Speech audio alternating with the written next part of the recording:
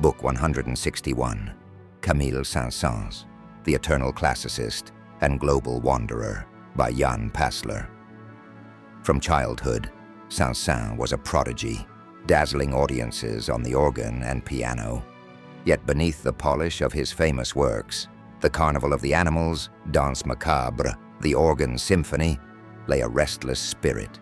He was deeply classical in his outlook, yet surprisingly modern in his reach. As he himself declared, art is intended to create beauty and character, not to destroy them in the name of novelty. This was his lifelong compass.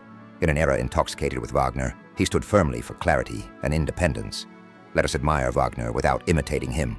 France does not need to become a Germany of the South. For Saint-Saëns, the true masters were not enslaved to their time.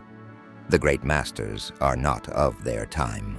They are for all time. Pasler's volume makes this philosophy palpable. Essays reveal his devotion to Bach and Mozart, his fascination with antiquity, and his belief that clarity was the highest form of difficulty. It is much more difficult to write clearly than obscurely. Obscurity flatters laziness. Clarity demands perfection. But Saint-Saëns was not a cloistered academic. He was one of the first composers to think globally, traveling through North Africa, South America, and Asia, listening intently to the voices of other cultures. One must listen everywhere: Africa, the Orient, the Americas. Each land sings its truths. The musician who refuses them is blind. This openness made him far ahead of his time.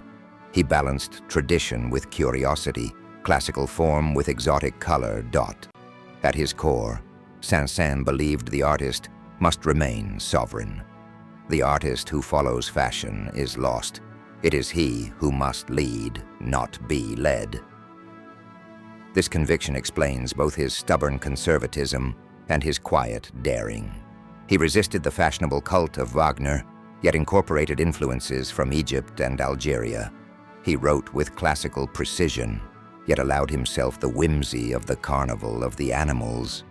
His music is a paradox, at once eternal and modern, disciplined yet adventurous, French yet global. He was not just a composer of polished surfaces.